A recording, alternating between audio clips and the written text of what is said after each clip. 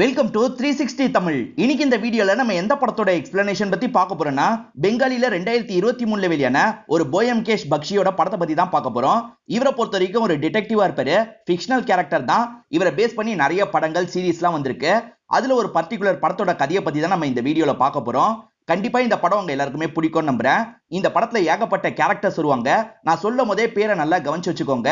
அப்பதான் கண்டிப்பா உங்க எல்லாருக்குமே கதை தெளிவா புரியும். இப்ப டைம் வேஸ்ட் பண்ணாம நம்ம நேரடியா எக்ஸ்பிளனேஷனுக்குள்ள போயிடலாம். படத்தோட ஸ்டார்டிங் சீனே நைட்டு நேரம் ரகுபதினு ஒருத்தரை காட்டுறாங்க. ஒரு கோட்டையை நோக்கி தான் இவர் நடந்து போயிட்டு இருக்காரு. ஏன்னா கோட்டையில இஷான் ஒரு ப்ரொஃபசர் இருக்காரு. அவரை பார்த்து பேசுறதுக்காக தான் போயிட்டு இருக்காரு. இவர் வந்து பார்க்கும்போது அந்த ப்ரொஃபசர் அங்க இறந்து போயிருக்காரு. இதை பார்க்குற ரகுபதியும் ஷாக் ஆயிடுறாரு. மற்றவங்களை கூப்பிடணும் அப்படின்ற மாதிரி வேகமா இங்க இருந்து ஓட ஆரம்பிக்கிறாரு. இறந்து போயிருக்க அந்த ப்ரொஃபசருக்கு பக்கத்துல ஒரு கோல்டு காயின் இருக்க மாதிரி நமக்கு காட்டுறாங்க. இந்த சீனை அப்படியே கட் பண்ணி நமக்கு அஜித்னு ஒருத்தரை காட்டுறாங்க. இவர் தான் ஹீரோவோட ஃப்ரெண்டா இருப்பாரு. அதே சமயம் ஹீரோவோட அசிஸ்டன்ட் மாதிரி இருப்பாரு. ஹீரோக்கு ஒய்ஃப் இருக்காங்க. அவங்க பேரு சத்யபதி அப்படின்றது. இப்ப சத்யபதியை பொறுத்த வரைக்கும் பிரெக்னண்டா இருக்காங்க.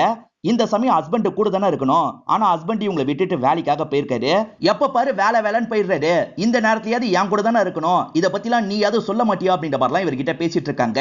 அப்படியே கட் பண்ணி வேற ஒரு இடத்த நமக்கு காட்டுறாங்க. அதாவது சாமி சிலையெல்லாம் இல்லீகலா விற்கிற ஒரு நபர் இருக்காரு. அவர்கிட்ட சிலையெல்லாம் வாங்குறதுக்காக ஒரு ஃபாரினர் வந்திருக்காரு. இந்த நபர் இருக்காரு பாத்தீங்களா, எல்லா விதமான சிலையும் இங்க இருக்கு, வாங்க காட்டுறேன் அப்படின்ற மாதிரி ஒவ்வொரு சிலையா காமிச்சிட்டு இருக்காரு. அப்படி காமிச்சுக்கிட்டே வந்தவரு அங்க இருக்க ஒரு சிவனோட சிலையை காட்டுறாரு. அந்த சிலை சடனா அசையுது. என்ன சிலை அசையுது அப்படின்ற மாதிரி யோசிச்சுட்டு இருக்காங்க. நான் போயம்கேஷ் பக்ஷி அப்படின்ற மாதிரி நம்ம ஹீரோ சொல்லிட்டாரு. நம்ம ஹீரோ தான் இவங்க ரெண்டு பேரும் பிடிக்கிறதுக்காக சிலை மாதிரி இந்த இடத்துல நின்றுப்பாரு. இப்ப சடனா இவங்க ரெண்டு பேரு கூடயும் சண்டை போடுறாரு. இவங்க ரெண்டு பேரையும் இந்த இடத்துல வச்சு லாக்லாம் பண்றாரு. ஹீரோக்கு ஒரு மாசான இன்ட்ரோ கொடுக்கணும்ன்றதுக்காக தான் இந்த மாதிரி ஒரு சீனை வச்சிருக்காங்க. அப்படியே கட் பண்ணி நம்ம ஹீரோவோட வீட்டை காட்டுறாங்க. ஒய்ஃப் இன்னுமே அஜித் கிட்ட புலம்பிட்டு இருக்காங்க. அப்ப கரெக்டா ஹீரோ வந்துடுறாரு. வேலைக்காக தான் போனேன், வேலை முடிஞ்சிருச்சு அப்படின்ற மாதிரி சொல்லிட்டாரு. எப்ப பாரு என்ன விட்டுட்டு போயிடுறீங்க அப்படின்ற மாதிரி இவங்களும் கோவப்பட்டு இருக்காங்க. இவரும் சாமர்த்தியமா பேசி ஒய்ஃபை ஓரளவுக்கு சமாதானப்படுத்த ஆரம்பிக்கிறாரு. போன காரியம் என்னாச்சு அப்படின்னு அஜித் கேட்கிறாரு. நல்லபடியா முடிஞ்சிருச்சு அப்படின்ற மாதிரி சொல்லிட்டாரு. இப்ப அஜித் ஒரு நியூஸ் பேப்பரை படிக்க சொல்றாரு. இஷான் ஒரு ப்ரொஃபசர் இறந்து போயிருந்தாரு பாத்தீங்களா, அவர் பாம்பு கடிச்சு தான் இறந்து போயிருப்பாரு. அதுதான் அஜித்தை படிக்க சொல்லியிருக்காரு. இது எதுக்காக படிக்க சொல்லியிருக்கீங்க அப்படின்ற மாதிரி அஜித் கேட்கிறாரு. பாண்டே சார் நம்மள ஊருக்கு கிளம்பி வர சொன்னார்ல, பாண்டே சார் வெக்கேஷனுக்காக கிளம்பி வர சொன்னார்னு நினைச்சேன். ஆனா இந்த கேஸுக்காக தான் வர சொல்லியிருக்காரு போல அப்படின்ற மாதிரி சொல்லிட்டாரு. பாம்பு கடிச்சது ஆக்சிடென்ட் தானே, இல்ல என்ன விசாரிக்கிறதுக்கு இருக்குன்னு அஜித் கேட்கிறாரு. வேற ஏதோ இருக்கும்னு நினைக்கிறேன் அப்படின்ற மாதிரி ஹீரோவும் சொல்லிட்டாரு. ஹீரோ இப்ப எப்படியாவது பேசி ஹீரோயின் கிட்ட பர்மிஷன் வாங்கணும்ல, நம்ம ஜாலியா வெக்கேஷன் மாதிரி போயிட்டு வந்தா என்ன அப்படின்ற மாதிரி கேட்கிறாரு. ஏன்னா கேஸுக்காக போறேன்னு சொன்னா ஒய்ஃப் ஏத்துக்க மாட்டாங்க. அதனால தான் இந்த மாதிரி பண்றாரு. ஒய்ஃபும் வெக்கேஷன் தானே, சந்தோஷமா போயிட்டு வருவோம் அப்படின்ற மாதிரி ஏத்துக்கிறாங்க. இவங்க மூணு பேருமே சேர்ந்த மாதிரி பாண்டேன்ற நபரை பார்க்கறதுக்காக அந்த இடத்துக்கு போயிட்டு இருக்காங்க. பாண்டேவை பொறுத்த வரைக்கும் அங்க இருக்க போலீஸ் அதிகாரியா இருப்பாரு. இப்ப பாண்டேவும் ஹீரோவும் பேசிக்கிறாங்க. அந்த கேஸுக்காக தானே வர வச்சிருக்கீங்க அப்படின்ற மாதிரி ஹீரோ கேட்கிறாரு. அதுக்குள்ள கண்டுபிடிச்சிட்டீங்களா, நான் இந்த இடத்துக்கு வந்ததுக்கு அப்புறம் அந்த கேஸை பத்தி எல்லாம் பேசிக்கலாம் நினைச்சேன், நல்லதா போச்சுன்னு சொல்லிட்டாரு. ஒய்ஃப் இருக்காங்கல்ல, இந்த இடத்த சந்தோஷமா சுத்தி எல்லாம் பாக்குறாங்க. இப்ப பாண்டியோட வீட்டுக்கு தான் இவங்க வந்துடுறாங்க. பாண்டியோட ஒய்ஃப் இவங்க எல்லாரையும் வெல்கம் பண்ணிட்டு இருக்காங்க. பாண்டே இருக்காரு பாத்தீங்களா, நீங்க சீக்கிரமா குளிச்சு ரெடி ஆகுங்க, நம்ம வேலை விஷயமா பேசுறதுக்காக போவோன்ற மாதிரி சொல்லிட்டாரு. இத ஒய்ஃப் கவனிச்சிடுறாங்க. ஹஸ்பண்ட முறைச்சு பாக்குறாங்க. இப்ப ரெடியான ஒய்ஃப் இருக்காங்க பாத்தீங்களா, ஹஸ்பண்ட் மேல செம்ம கோவத்துல இருக்காங்க. ஆக மொத்தத்துல என்ன ட்ரிப்புக்காக கூட்டு வரல, உங்க வேலைக்காக தான் கூட்டு வந்திருக்கீங்க அப்படிதானே அப்படின்ற மாதிரி கேக்குறாங்க. அப்படிலாம் கிடையாது, உனக்கு கொஞ்சம் ஃப்ரீயா இருக்கணும்ல, அதனால தான் இந்த இடத்துக்கு வந்தேன், அதே சமயம் கொஞ்சம் வேலையும் பார்க்க போறேன்னு சொல்லிட்டாரு. என்னமோ போங்க அப்படின்ற மாதிரி லைட்டா கோவப்படுறாங்க. ஆனா இவர் பேசி சமாதானப்படுத்திடுறாரு. நீங்க முதல்ல இஷானை பத்தி தெரிஞ்சுக்கணும்னா வேற சிலரை பத்தி தெரிஞ்சுக்கணும் அப்படின்ற மாதிரி பாண்டேவும் சொல்ல ஆரம்பிக்கிறாரு. அதாவது மன்னர் வம்சாவளியில வருவாங்க பாத்தீங்களா, அந்த மாதிரி ஒருத்தரை பத்தி சொல்லிட்டாரு. அவர் பேரு ராம் கிஷோர் அப்படின்றது. ராம் கிஷோர் தான் இந்த ஊரோட எட்டு மாதிரி. கோட்டைக்கு பக்கத்துல தான் அவரோட வீடு இருக்கும். அந்த கோட்டையும் அவரோட சொத்தா தான் இருக்கும். இப்ப அந்த ராம் கிஷோரை பத்தி லைட்டா நமக்கு காமிச்சிடுறாங்க. அவரை பொறுத்த வரைக்கும் ரொம்ப ஆதிக்கம் செலுத்துவாரு. அவருக்கு கீழே கணக்கு பிள்ளை மாதிரி ஒருத்தர் வேலை பார்த்துட்டு இருக்காரு. அவர்கிட்ட எல்லாம் அவர் கோவப்பட்டு பேசுற மாதிரி நமக்கு காட்டுறாங்க. ராம் கிஷோரை பொறுத்த வரைக்கும் மொத்தம் 5 பசங்க. ஒய்ஃப் இல்ல, ஒய்ஃப் இறந்து போயிட்டாங்க. 3 பசங்க 2 பொண்ணுங்க தான். அதுல ஒரு பொண்ணு இருக்காங்க பாத்தீங்களா, சில வருஷத்துக்கு முன்னாடி பாம்பு கடிச்சு இறந்து போயிருப்பாங்க. இத பத்தி எல்லாம் பாண்டே சொல்லிட்டு இருக்காரு. இப்ப குறிப்பா 2 பசங்களை பத்தி இந்த இடத்துல சொல்ல ஆரம்பிக்கிறாரு. ராம் கிஷோரை இங்க இருக்க பழங்குடி இனத்தை சேர்ந்தவங்க உதாசீன பத்தி இருப்பாங்க. அதனால பசங்க கிட்ட சொல்லி கவனிச்சுக்கோங்கன்ற மாதிரி சொல்லியிருப்பாரு. கோவப்பட்ட பசங்க இருக்காங்க பாத்தீங்களா, அவங்க இடத்தையே மொத்தமா கொளுத்தி விட்டுருவாங்க. அதனால அவங்கள நிறைய பேர் பாதிக்கலாம் பட்டிருப்பாங்க. எதுக்காக கொளுத்தி எல்லாம் விட்டீங்க அப்படின்ற மாதிரி அப்பவும் பயங்கரமா பசங்க மேல கோவப்படுறாரு. பின்ன உங்களை உதாசீனப்படுத்தினா எங்களை பார்த்துட்டு சும்மா இருக்க சொல்றீங்களா? அதனால தான் இந்த மாதிரி பண்ணோம் அப்படின்ற மாதிரி பசங்களும் கோவமா சொல்லிட்டு இருக்காங்க. இந்த ரெண்டு பசங்களை முதல்ல நல்லா ஞாபகம் வச்சுக்கோங்க. இந்த ரெட் கலர் Dress போட்டுக்கவரோட பேரு பன்ஷிதார் அப்படின்றது அண்ணனா இருப்பாரு. இப்போ ஒருத்தரை காட்டுறாங்க பாத்தீங்களா, இவர் பேரு முரளி, இவர் தம்பியா இருப்பாரு. இந்த தம்பிக்கு ஒரு அசிஸ்டன்ட்டும் இருக்கான். முதல்ல ஏன் இப்படி பண்ணீங்கன்னு கோவப்பட்டார்ல, அதுக்கப்புறம் பரவாயில்லன்ற மாதிரி அப்பவும் விட்டுறாரு. மேற்கொண்டு பாண்டேவா அவங்கள பத்தி சொல்ல ஆரம்பிக்கிறாரு. அண்ணனோட ஒய்ஃப் இருக்காங்க பாத்தீங்களா, மாடியில இருந்து கீழே விழுந்து இறந்து போயிருப்பாங்க. அதே மாதிரி தம்பியை பொறுத்த வரைக்கும் ஒரு பொண்ணை லவ் பண்ணிட்டு இருக்கான். எந்த பழங்குடி இனத்தோட இடத்தை எரிச்சு விட்டானோ அந்த பழங்குடி இனத்துல இருக்க ஒரு பொண்ணை தான் லவ் பண்ணிட்டு இருக்கான். நைட்டு சீக்கிரட் எல்லாம் மீட் பண்ணுவான். இத பத்தி எல்லாம் பாண்டேக்கு ஓரளவுக்கு தெரிஞ்சிருக்கும். அதை பத்தி தான் இவங்க கிட்ட சொல்லிட்டு வராரு. இப்படியே பேசிக்கிட்டே இஷான் இறந்து போனாரு பாத்தீங்களா, அந்த கோட்டைக்கு தான் இவங்க ரெண்டு பேரையும் கூட்டு வந்துட்டு இருக்காரு. இவங்க ஏறக்குறைய கோட்டை கிட்ட வந்துடுறாங்க. மேற்கொண்டு பாண்டேவோ நடந்த ஒரு விஷயத்த சொல்றாரு. இறந்து போன ஈஷானை பத்தி தான் இந்த இடத்துல சொல்ல ஆரம்பிக்கிறாரு. ஈஷானை பொறுத்த வரைக்கும் ப்ரொஃபஸரா இருப்பாரு. அதே சமயம் ராம் கிஷோரோட ஃப்ரெண்டா இருப்பாரு. ராம் கிஷோர் இருக்காரு பாத்தீங்களா, என் ரெண்டு பசங்களுக்கு நீ தான் பாடம் எடுக்கணும் அப்படின்ற மாதிரி சொல்லியிருப்பாரு. அதனால தான் அடிக்கடி உங்க இடத்துக்கு வந்து இவர் பாடம்லாம் எடுத்துட்டு இருப்பாரு. இந்த அண்ணன் சரியாவே கிளாஸ் எல்லாம் கவனிக்க மாட்டான், ரொம்ப மோசமா பேசுவான். அதனால கம்ப்ளைண்ட் பண்ண தான் வந்திருக்காரு போல அப்படின்ற மாதிரி அண்ணன் யோசிச்சுட்டு இருக்கான். இப்ப ராம் கிஷோர் இருக்காரு பாத்தீங்களா, அவரோட ஃப்ரெண்டான ஈஷான் கிட்ட சந்தோஷமா பேசுறதுக்காக வராரு. அப்ப அண்ணன் இருக்கான்ல, நான் பண்ண சேட்டையை பத்திலாம் என்னோட அப்பா கிட்ட சொன்னா அவ்வளவுதான் அப்படின்ற மாதிரி மிரட்டுறான். ஆனா ஈஷான் இத பத்திலாம் பேசுறதுக்காக வந்திருக்க மாட்டாரு. இவரோட ஃப்ரெண்டான ராம் கிஷோர் கிட்ட நார்மலா பேசுறதுக்காக தான் வந்திருக்காரு. ராம் கிஷோரோட கோட்டை பக்கத்துல இருக்குல்ல, அதை பத்தி ஸ்டடி பண்ணணும்னு ராம் கிஷோர் நினைப்பாரு. அந்த வேலையை தான் ஈஷான் கிட்ட தந்திருப்பாரு.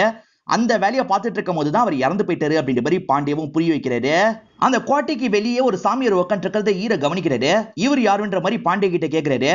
கொஞ்ச நாளைக்கு முன்னாடி தான் இந்த ஊருக்கு வந்தாரு, ரொம்ப நாளா இங்க தான் இருக்காரு, நிறைய பேர் பூஜை எல்லாம் பண்ணுவாங்க, பெருசா யார்கிட்டயும் பேசலாம் மாட்டாரு அப்படின்ற மாதிரி சொல்லிட்டாரு. இவங்களும் மேற்கொண்டு கோட்டைக்கு போலாம் நடக்கிறாங்க. அப்பாக்கு ஒரு மேனேஜர் இருக்கிறதா சொன்ன பாத்தீங்களா, அந்த மேனேஜர் ரெண்டு பசங்க காசு கேட்டாலும் கணக்கெல்லாம் கேட்டுட்டு இருக்காரு. எங்க ரெண்டு பேர்கிட்ட கணக்கு கேட்கிற, ஆனா அந்த மருமகன் கிட்ட கணக்கே கேட்க மாட்டேற அப்படின்ற மாதிரி பயங்கரமா அண்ணன் கோவப்பட்டு இருக்காரு. கோவப்பட்டு இருக்கும் போதே கரெக்டா அப்பா வந்துடுறாரு. அந்த மருமகன் சரியா செலவு செய்யறான், நீங்க இஷ்டத்துக்கு செலவு செய்றீங்க, அதனால தான் அப்படின்ற மாதிரி அப்பாவும் பசங்க கிட்ட சொல்லிட்டாரு. ஆக்சுவலா ஒரு பொண்ணு இருக்கிறதா சொன்னா பாத்தீங்களா, அவங்க கூட இறந்து போயிருப்பாங்க. அவங்க ஹஸ்பண்டா மோனிலால்னு ஒருத்தர் இருப்பாரு. பசங்களை விட மருமகனுக்கு முக்கியத்துவம் கொடுக்கறாருல, அதனால ரெண்டு பசங்களுமே அப்பா மேல லைட்டா கோவப்படுறாங்க. இங்க இருந்து கிளம்பலாம் ஆரம்பிக்கிறாங்க. அப்படியே கட் பண்ணி இவங்க மூணு பேரை நமக்கு காட்டுறாங்க. ஒரு வழியே இவங்க கோட்டைக்குள்ள வந்துடுறாங்க. எங்க இறந்து போய் கடந்தாரு அப்படின்ற மாதிரி ஹீரோ கேக்குறாரு. பாண்டேவும் இடத்த காமிச்சிடுறாரு. அது சரி, முதல்ல யாரு பார்த்தது அப்படின்ற மாதிரி கேக்குறாரு. ரகுபதினு ஒருத்தன் தான் பார்த்தான். அந்த ரகுபதியை பொறுத்த வரைக்கும் ப்ரொஃபஸரோட அசிஸ்டன்ட் அப்படின்ற மாதிரி சொல்லிட்டாரு. இப்ப ரகுபதியை இந்த இடத்துக்கு வர வச்சு இவங்க பேச ஆரம்பிக்கிறாங்க. ரகுபதி வந்தது அன்டைமா இருக்கும்ல, அந்த அன்டைம் எதுக்காக ப்ரொஃபஸரை பார்க்கறதுக்காக நீ இந்த இடத்துக்கு வந்த, காரணம் ஏதாவது இருக்கும்ல, அதை சொல்லுன்ற மாதிரி ஹீரோ கேக்குறாரு. அதுக்கு ஒரு காரணம் இருக்கு சார் அப்படின்ற மாதிரி இவரே இந்த இடத்துல ஒரு பிளாஷ்பேக்கா சொல்ல ஆரம்பிக்கிறாரு. ஆக்சுவலா ப்ரொஃபஸர் இந்த இடத்த பத்தி ஸ்டடி பண்றதுக்காக தானே வந்தாரு. ஸ்டடி பண்ணி சில விஷயங்கள் எல்லாம் கண்டுபிடிச்சிருப்பாரு. அதை பத்தி எல்லாம் இவரோட அசிஸ்டன்டான ரகுபதி கிட்ட ஷேர் பண்ண ஆரம்பிக்கிறாரு. இவர் ஷேர் பண்ணிட்டு இருக்க விஷயம் எல்லாத்தையும் நமக்கு விஷுவலாம் காட்ட ஆரம்பிக்கிறாங்க. இந்த இடத்துக்கு ஜானகிராமன் அப்படின்றவர் தான் மன்னர் மாதிரி இருப்பாரு. ராம் கிஷோரோட தாத்தா தான் இந்த ஜானகிராமன். அவரை பொறுத்த வரைக்கும் ஒரு முஸ்லீம் மன்னர் ஃப்ரெண்டா இருப்பாரு. அவரு பேரு அலிவர்டி அப்படின்றது. ஜானகிராமன் ஹெல்ப் பண்ணிருப்பாரு. அதனால அலிவர்டி இருக்காரு பாத்தீங்களா, அவரோட செல்வத்துல நிறைய பங்க ஜானகிராமனுக்கு தந்துட்டு போயிருப்பாரு. அப்படியே காலங்கள்லாம் ஓட ஆரம்பிக்கும். ஜானகிராமனை அட்டாக் பண்றதுக்காக வெள்ளக்காரங்களா மொத்தமா வந்துட்டு இருக்காங்க. எப்படி இந்த சிச்சுவேஷனை சமாளிக்கிறதுன்னு தெரியல. ஜானகிராமன் என்ன சொல்றாருன்னா, நம்ம மாட்டினாலும் சரி, நம்மளோட செல்வம் அவங்க கிட்ட மாட்டக்கூடாது, அதனால ரகசியமா அதை எங்கேயாவது மறைச்சு வைக்கணும் அப்படின்ற மாதிரிலாம் ஆட்கள் கிட்ட சொல்றாரு. ஜானகிராமன் நினைச்ச மாதிரியே எல்லா செல்வத்தையும் மறைச்சு வச்சிடுறாரு. நைட் ஆட்கள்லாம் வந்துடுறாங்க. இவங்க எல்லாரையும் காலி பண்ணிடுறாங்க. குறிப்பா அவங்களும் செல்வத்துக்காக தானே வந்திருப்பாங்க. எவ்வளவோ தேடி பாக்குறாங்க, ஆனா செல்வத்தை கண்டுபிடிக்கவே முடியல. இந்த கதை எந்த வரலாறு புக்லயும் வந்திருக்காது. அப்புறம் எப்படி இதெல்லாம் அவருக்கு தெரிஞ்சது அப்படின்ற மாதிரி ஹீரோ கேக்குறாரு. இங்க இவ்வளவு நாள் இருந்தார்ல சார், அது மூலியமா தான் கண்டுபிடிச்சிருக்காரு அப்படின்ற மாதிரி அசிஸ்டன்ட் சொல்லிட்டாரு. மேற்கொண்டு நடந்த விஷயத்த சொல்லிட்டாரு.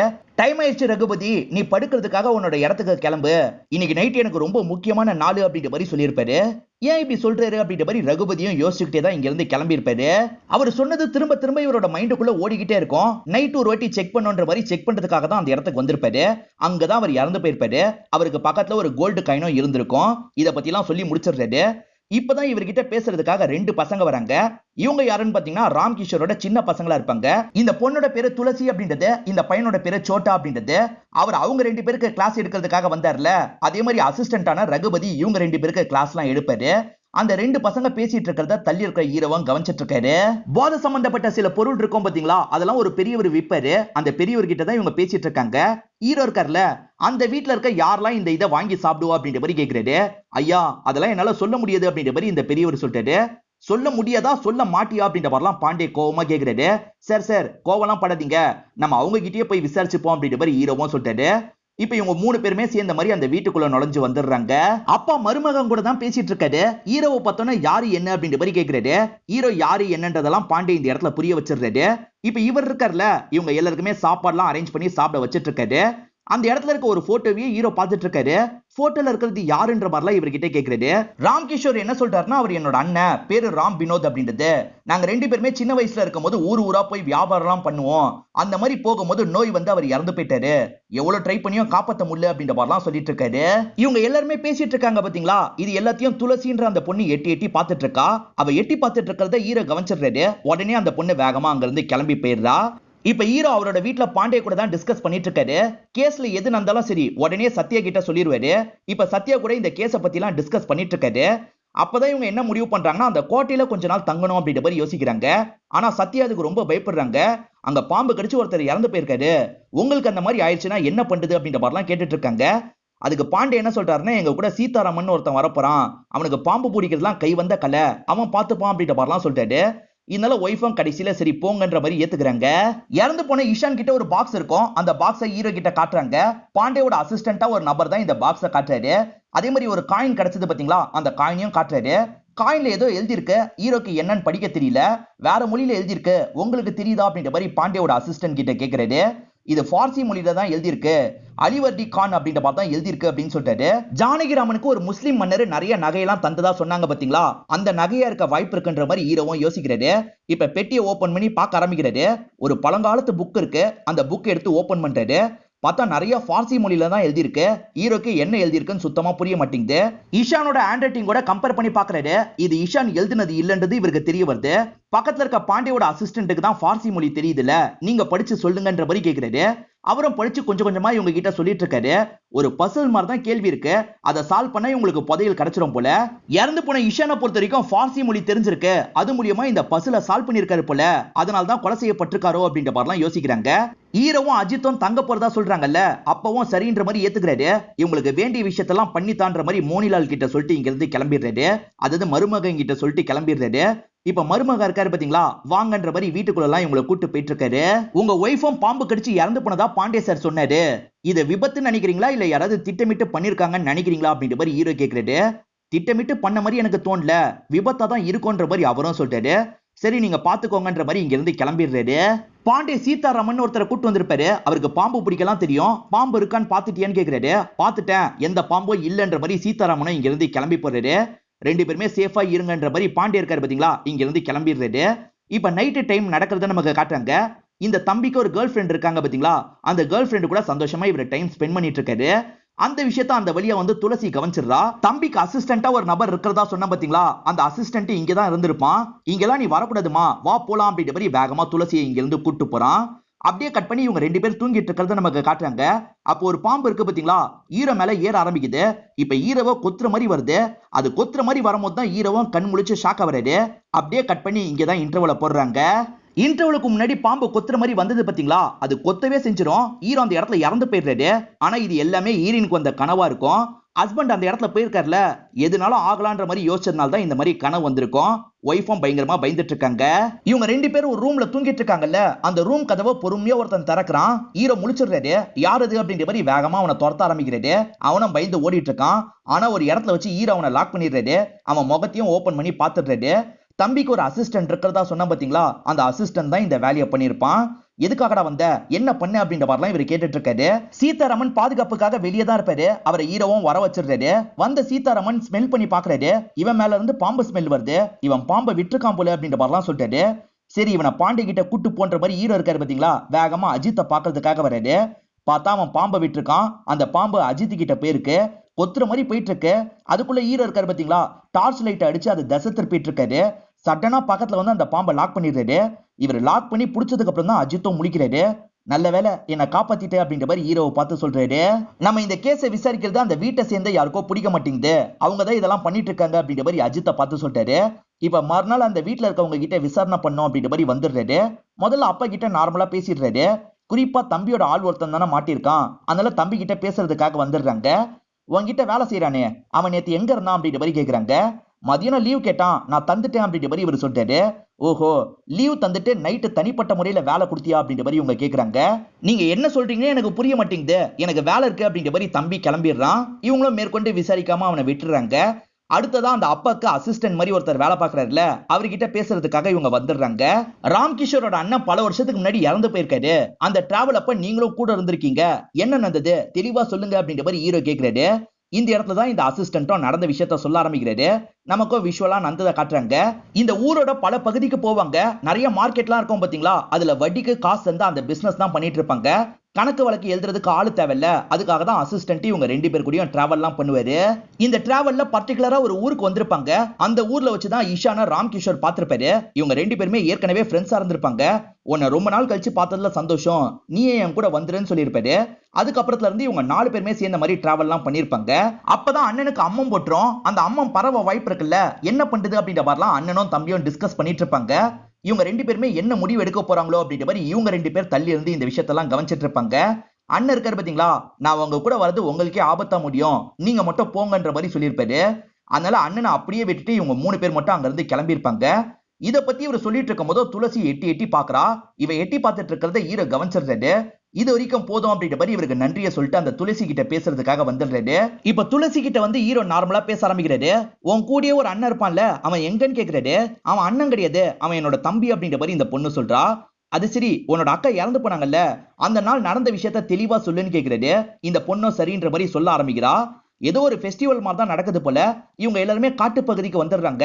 ஜாலியா அந்த இடத்துல டைம் எல்லாம் ஸ்பெண்ட் பண்றாங்க. துளசி சின்ன பொண்ணு தானே, அப்பா கிட்டயும் அப்பாவோட அசிஸ்டன்ட் கிட்டயும் கெலாட்டா பண்ற மாதிரி பேசிட்டு இருக்கா. அங்க இருந்து ஓடி போகும்போது தான் அண்ணன் தம்பில அண்ணனை மீட் பண்றான். அண்ணன் பயங்கரமா சரக்கு வச்சிருக்காரு. இந்த நாள் கூட சரக்கு அடிக்கணுமா அப்படின்ற மாதிரி கேட்டுட்டு இவ்வளவு நடக்க ஆரம்பிக்கிறா. அப்படி நடந்து வந்துட்டு இருக்கும் போதுதான் மாமா ஒரு இடத்துல உட்காந்து புக்கு படிச்சிட்டு இருக்கிறத கவனிக்கிறா. அக்கா எங்கன்ற மாதிரி கேக்குறா. உன் அக்காவை தான் நானும் தேடிட்டு இருக்கேன், நீ கண்டுபிடிச்சா சொல்லுன்னு சொல்லிட்டாரு. கண்டிப்பா சொல்றேன் அப்படின்ற மாதிரி சிரிச்சுக்கிட்டே இவ்வளவு அடுத்த இடத்துக்கு போறா. அந்த இடத்துல பார்த்தா தம்பி இருக்காரு பாத்தீங்களா, அசிஸ்டன்ட் கூட சேர்ந்த மாதிரி வேட்டெல்லாம் ஆடிட்டு இருக்காரு. மிருகத்தை தான் வேட்டையாடுறதுக்கு ட்ரை பண்ணிட்டு இருக்காரு. இத பாக்குற இந்த பொண்ணு கோவப்படுறா. எத்தனை வாட்டி இந்த மாதிரி வேட்டெல்லாம் ஆடாதீங்கன்னு சொல்லியிருக்கேன், நீங்க கேட்க மாட்டீங்களா அப்படின்ற மாதிரி சொல்லிட்டு இருக்கா. அதெல்லாம் நான் பாத்துக்கிறேன், நீ போன்ற மாதிரி இவரும் விரட்டி விடுறாரு. பொண்ணும் சரி அக்காவை தேடலாம் அப்படின்ற மாதிரி தேடி வந்துட்டு இருக்கா. அப்பதான் அக்கா ஒரு இடத்துல உட்காந்துட்டு இருக்காங்க. அக்காவை எழுப்பலான்னு பார்த்தா அக்கா அசையவே மாட்டாங்க, சாஞ்சி விழுந்துடுறாங்க. அதுக்கப்புறம் தான் அக்காவை பாம்பு கடிச்சிருக்குன்னு இவங்க எல்லாருக்குமே தெரிய வந்திருக்கும். உன் அக்கா எல்லார்கிட்டயும் கோவப்பட்டுக்கிட்டே இருப்பாங்களாமே, உண்மையான்ற மாதிரி இவர் கேக்குறாரு. ஆமான்ற மாதிரி இவங்களும் சொல்லிட்டாங்க. அது சரி, உன் அண்ணனோட ஒய்ஃப்க்கு என்னாச்சு, அதை பத்தி ஏதாவது தெரியுமா அப்படின்ற மாதிரிலாம் இவர் கேட்டுட்டு இருக்காரு. இந்த மாதிரி இவர் கேட்டுட்டு இருக்காரு பாத்தீங்களா, இதெல்லாம் லாங்ல இருந்து யாரோ கவனிக்கிறாங்க. கவனிக்கிறது யாருன்றது நமக்கு தெரியல. இந்த பொண்ணு சில விஷயங்களை இந்த இடத்துல சொல்ல ஆரம்பிக்கிறா. அண்ணனோட ஒய்ஃப் பேரு சாந்தி அப்படின்றது. துளசியும் சாந்தியும் சேர்ந்த மாதிரி விளையாடிட்டு இருக்காங்க. பக்கத்துல மோனிலால் இருக்காரு பாத்தீங்களா, புல்லாங்குழல் எல்லாம் பிளே பண்ணிட்டு இருக்காரு. சாந்திக்கு இவர் வாசிக்கிறது ரொம்ப பிடிச்சிருக்கு. அவர்கிட்ட நார்மலா பேசுறாங்க. இவங்க 2 பேருமே போக போக ஃப்ளர்ட் பண்ற மாதிரிலாம் பேசிட்டு இருக்காங்க. துளசி சின்ன பொண்ணுல, இவங்க பேசிக்கிறதுலாம் துளசிக்கு பெருசா புரிய மாட்டேங்குது.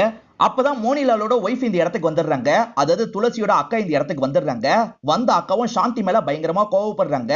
என் ஹஸ்பண்ட் கிட்ட எதுக்காக இந்த மாதிரிலாம் ஃப்ளர்ட் பண்ணி பேசிட்டு இருக்க, இதோட நிறுத்திக்கோ, இல்லனா உனக்கு தான் பிரச்சனை வரும் அப்படின்ற மாதிரி வார்னிங்க கொடுத்துறாங்க. அதுக்கப்புறம் தான் சாந்தி மாடியில இருந்து குதிச்சு இறந்து போயிருப்பாங்க. அந்த நாள் நீ எங்க இருந்தன்ற மாதிரிலாம் இவர் கேட்டுட்டு இருக்காரு. அப்பன்னு பார்த்து ரகுபதி இந்த இடத்துக்கு வந்துடுறாரு. அதனால இவங்க கேட்கறத நிறுத்திடுறாங்க. இப்ப ரகுபதி கூட சேர்ந்த மாதிரி நடந்துட்டு இருக்காங்க. அப்பதான் அண்ணன் வராரு. அண்ணன் கிட்டயும் விசாரிக்கணும் அப்படின்ற மாதிரி இவங்களும் பேச ஆரம்பிக்கிறாங்க. ஆக்சுவலா அண்ணன் ஒய்ஃபுக்கும் மோனிலாலுக்கும் ஒரு அஃபேர் போறதா ஊருக்குள்ள பேச்செல்லாம் இருந்திருக்கும். அதை பத்தி பாண்டே தான் சொல்லியிருப்பாரு. அதை பத்தி எல்லாம் அண்ணன் கிட்ட கேக்குறாங்க. அண்ணன் பயங்கரமா டென்ஷன் ஆயிடுறாரு. ஊர்ல ஒவ்வொருத்தர் ஒவ்வொன்னு பேசுறாங்கன்னா நீங்களும் பேசுவீங்களா, உங்களை இந்த இடத்துக்கு வர வச்சதே தப்பா போயிடுச்சு, முதல்ல கிளம்புங்க அப்படின்ற மாதிரிலாம் சொல்லிட்டாரு. ஈரகிட்டே கையை நீட்டிலாம் பேசுறாருல, அதனால அஜித்தும் கோவப்படுறாரு. அஜித்தை இவர் அடிக்கிற மாதிரி வரும்போது ஈர இவரை லாக் பண்ணிடுறாரு. அவ்வளவுதான் உனக்கு அப்படின்ற மாதிரி சொல்றாரு. இந்த வீட்டுல கொல்ற அளவுக்கு யாரு போவான்ற மாதிரி ஈரவும் ரகுபதியை பத்தி கேக்குறாரு. யாரும் அந்த அளவுக்கு போற மாதிரி எனக்கு தெரியல அப்படின்ற மாதிரி ரகுபதி சொல்றாரு. மோனிலால் கூடவான்னு கேக்குறாரு. மோனிலால் எப்பவுமே பின்னாடி தான் பேசுவான், மத்தபடி அவனுக்கு எதுவுமே பண்ண தெரியாது அப்படின்ற மாதிரி சொல்றாரு. இதெல்லாம் கேட்டுட்டு இருக்க ஹீரோ இருக்காருல்ல, அப்ப நீ இந்த கொலையை பண்ணிருப்பியா அப்படின்ற மாதிரி கேக்குறாரு. இதை கேட்கிற ரகுபதியும் பயங்கரமா இந்த இடத்துல ஷாக் ஆயிடுறாரு. மோனிலாலுக்கு துளசியை 2ஆம் தரமா கல்யாணம் பண்ணி வைக்கலான்ற மாதிரி அப்பா முடிவு பண்ணிருப்பாரு. மோனிலால இதனால தான் உனக்கு பிடிக்கல, ஏன்னா துளசியை நீ ரொம்ப லவ் பண்ற, அதனால தானே மோனிலால பத்தி தப்பா எங்க கிட்ட சொல்ற அப்படின்ற மாதிரிலாம் ஹீரோ கேக்குறாரு. இவனும் திருன்னு முடிக்கிறான். எனக்கு வேலை இருக்கு அப்படின்ற மாதிரி இங்க இருந்து வேகமா கிளம்பி போயிடுறான். இவங்க 2 பேரும் என்ன பண்றாங்கன்னா சீதாராமன் கூட சேர்ந்த மாதிரி அந்த கோட்டை இருக்கிற இடத்துக்கு வந்துடுறாங்க. அது சரி, மாட்டின அந்த அசிஸ்டன்ட் ஏதாவது சொன்னானா அப்படின்ற மாதிரி ஹீரோ கேக்குறாரு. பாண்டே சார் அடிச்சுதான் பாக்குறாரு, ஆனா வாயை திறந்து எதையுமே சொல்ல மாட்டான், சீக்கிரமா சொல்லிடுவான் அப்படின்ற மாதிரிலாம் அந்த சீதாராமன் சொல்லிட்டு இருக்காரு. இவர் புக்ல சில க்ளூ எல்லாம் படிச்சாரு பாத்தீங்களா, அது மூலியமா தான் ஒரு பர்டிகுலர் இடத்தை தோன்றாரு. தோன்ற இடத்துல இவங்களுக்கு ஒரு கல்வெட்டு மாதிரி கிடைக்குது. அந்த கல்வெட்டுல இருக்கிறதெல்லாம் படிக்கிறாரு. அது மூலியமா இவங்களுக்கு வேற ஒரு க்ளூ கிடைக்குது. இப்ப பாண்டேவை இந்த இடத்துக்கு வர வச்சிருந்தாங்க. இவங்க எப்படி இந்த க்ளூ எல்லாம் கண்டுபிடிச்சாங்களோ அதே மாதிரி தான் ஈஷானும் கண்டுபிடிச்சாரு அப்படின்ற மாதிரி நமக்கு காட்டுறாங்க. இப்ப ஹீரோ கண்டுபிடிச்சு பாண்டேவை ஒரு இடத்துக்கு கூட்டு வந்துடுறாரு. இந்த மாதிரி பண்ணா இங்க இருக்கிற இடம் ஓபன் ஆகணும் அப்படின்ற மாதிரி சொல்லிட்டாரு.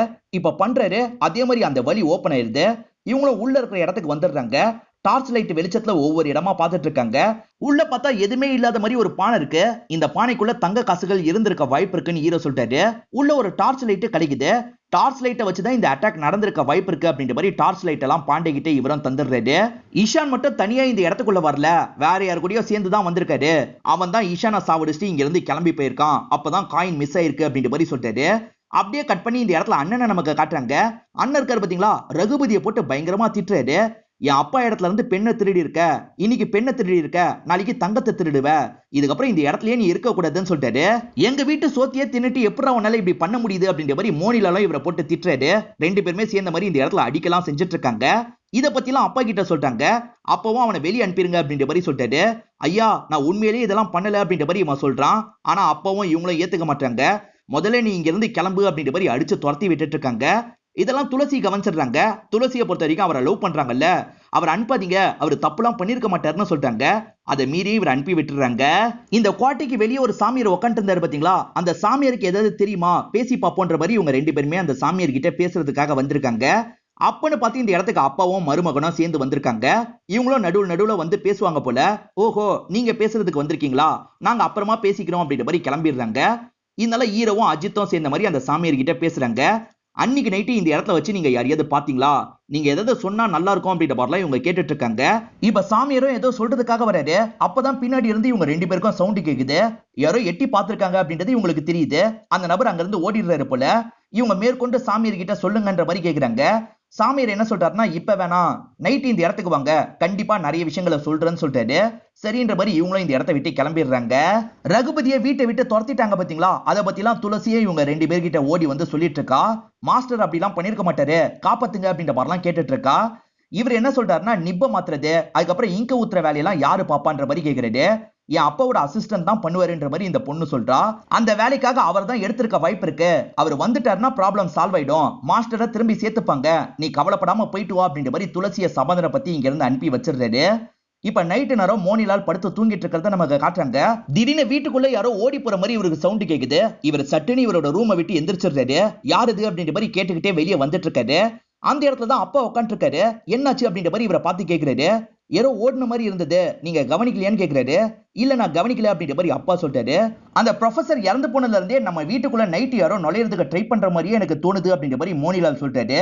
பாத்துக்கலாம், நீ இப்ப போய் படு அப்படின்ற மாதிரி இந்த அப்பாவும் படுக்க சொல்லிடுறாரு. அப்படியே கட் பண்ணி ஹீரோவையும் அசிஸ்டன்ட்டையும் நமக்கு காட்டுறாங்க. இவங்களும் அந்த சாமிஜியை பத்தி தான் டிஸ்கஸ் பண்றாங்க.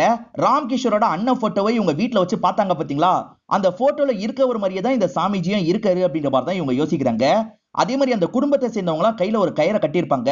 அதே கயிறை இந்த சாமியாரும் கட்டியிருப்பாரு. அம்மத்துல அண்ணன் இறந்து போயிட்டதா சொன்னாங்கல்ல, அந்த அண்ணன் இவரா கூட இருக்கலான்ற மாதிரிலாம் ஹீரோ சொல்லிட்டாரு.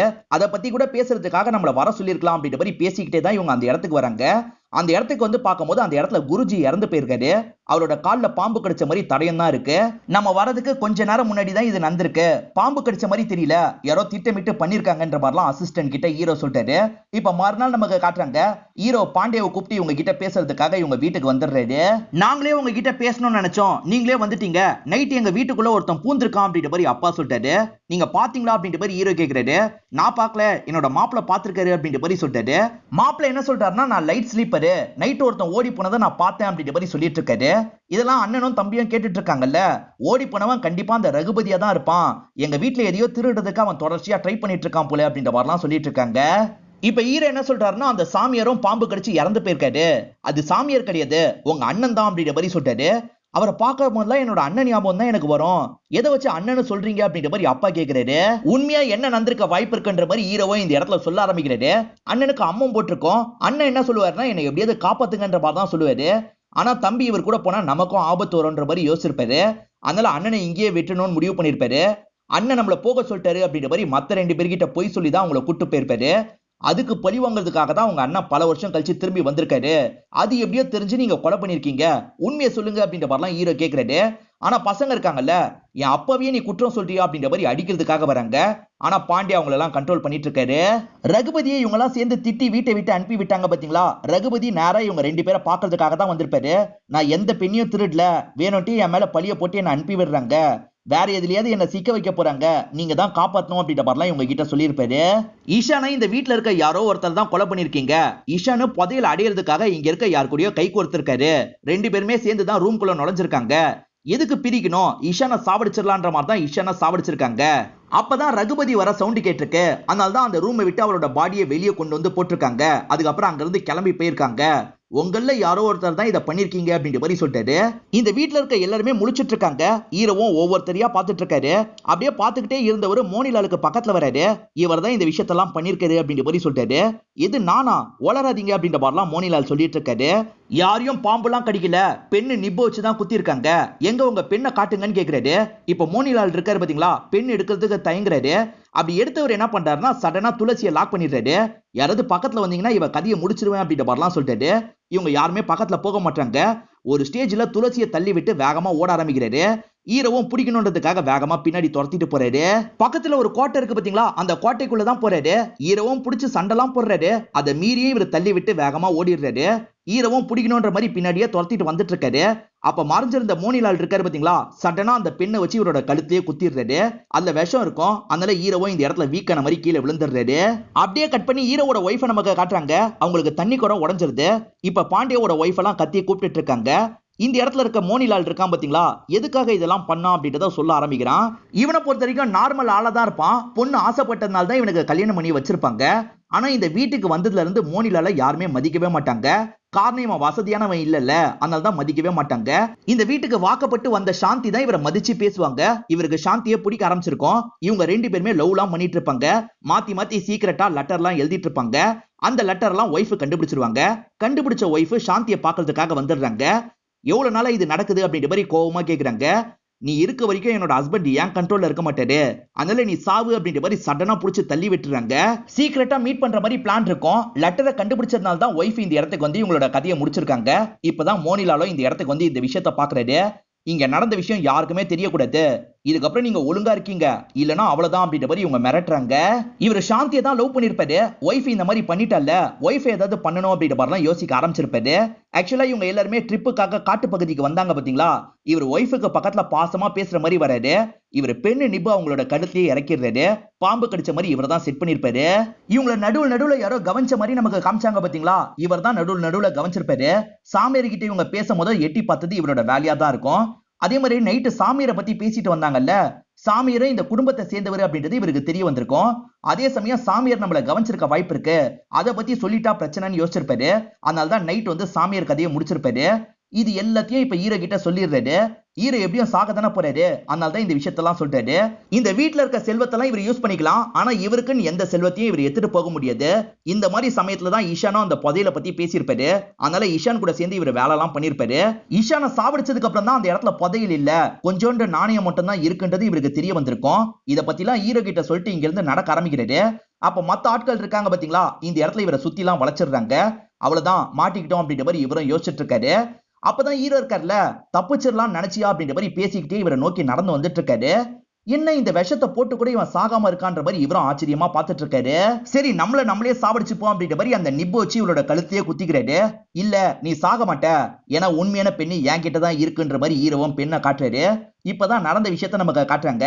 ஆக்சுவலா ஹீரோ துரத்திட்டு வந்து சண்டை போட்டாரு பாத்தீங்களா, அப்ப பெண்ணை மாத்தி வச்சிருவாரு. இப்ப போலீஸும் மோனிலால அரெஸ்ட் பண்ணி கூட்டு போயிடுறாங்க. ஹீரோ அப்பா கிட்ட ஒண்ணு சொன்னாரு பாத்தீங்களா, அதாவது நீங்க தான் வேணும்ட்டே உங்க அண்ணனை விட்டுட்டு வந்துட்டீங்கன்ட்டு. அது உண்மைலாம் கிடையாது, அண்ணன் தான் போங்கன்ற மாதிரி அனுப்பி வச்சிருப்பாரு. அதுக்கப்புறம் அந்த அம்மத்துல இருந்து தப்பிச்சிருப்பாரு. பல வருஷம் கழிச்சு தம்பியை பார்க்கணுன்றதுக்காக தான் இந்த இடத்துக்கு வந்திருப்பாரு. இங்க சாமியார் மாதிரி இருந்திருப்பாரு. இது எல்லாத்தையும் ஹீரோ இந்த இடத்துல புரிய வைக்கிறாரு. அதே சமயம் உண்மையான புதையல் எங்க இருக்குன்றதையும் நான் கண்டுபிடிச்சிட்டேன்னு சொல்லிட்டாரு. கிடைச்ச க்ளூவை வச்சு தான் இதை கண்டுபிடிச்சிருப்பாரு. நம்ம அவங்க யோசிக்காத இடத்துல வைக்கணும்ன்ற மாதிரி ஜானகிராமன் முடிவு பண்ணிருப்பாரு. வாசல்லயே வந்து அந்த பீரங்கி குண்டு மாதிரி வச்சிருப்பாங்க பாத்தீங்களா, அந்த இடத்துக்குள்ள தான் அவர் தங்கத்தை வச்சிருக்க வாய்ப்பு இருக்குன்ற மாதிரி ஹீரோ சொல்லிட்டாரு. இப்ப செக் பண்ணி பார்க்கும்போது அங்க இருக்கிறது தெரிய வருது. இதனால அப்பா இருக்காரு பாத்தீங்களா, ஹீரோக்கு நன்றி எல்லாம் சொல்லிட்டு இருக்காரு. எனக்கு நன்றி எல்லாம் தேவையில்ல, உங்க பொண்ணை இவருக்கு கட்டி வைங்க, அது மட்டும் போதும் அப்படின்ற மாதிரி ரகுபதிக்காக பேசுறாரு. ரகுபதிக்கே என்னோட பொண்ணை தரேன்ற மாதிரி அப்பா ஏத்துக்கிறாரு. அப்பதான் ரெண்டு பசங்களும் இந்த இடத்துக்கு வராங்க. உங்களுக்கு குழந்தை பிறந்துருச்சு அப்படின்ற மாதிரி ஹீரோ கிட்ட சொல்றாங்க. இதை கேட்கிற ஹீரோவும் பயங்கரமா இந்த இடத்துல சந்தோஷப்படுறாரு. ஆக்சுவலா அவரோட ரெண்டு பசங்க கெட்டவங்க மாதிரியே நமக்கு காமிச்சிருப்பாங்க. அந்த ரெண்டு பசங்களும் நல்ல பசங்களா தான் இருப்பாங்க. இப்ப ஹீரோவோட குழந்தைய எல்லாருமே சந்தோஷமா பாத்துட்டு இருக்காங்க. வந்த விஷயம் நல்லபடியா முடிஞ்சிருச்சு, நம்ம சீக்கிரமா ஊருக்கு கிளம்பலாம் அப்படின்ற மாதிரி ஒய்ஃபு கிட்டே இவர் சொல்லிட்டு இருக்காரு. அப்ப எப்ப சுத்தி பாக்குறது அப்படின்ற மாதிரி ஒய்ஃபு கேக்குறாங்க. இதோட இந்த படத்தை முடிச்சிடுறாங்க. இந்த படம் உங்க எல்லாருக்குமே பிடிச்சிருக்கும் நம்புறேன். இந்த வீடியோ உங்களுக்கு பிடிச்சிருந்ததுன்னா லைக் பண்ணுங்க, கமெண்ட் பண்ணுங்க, மறக்காம 360 தமிழ் சேனலா சப்ஸ்கிரைப் பண்ணுங்க. தொடர்ச்சியா இந்த மாதிரி வீடியோக்கள் வந்துகிட்டே தான் இருக்கும்.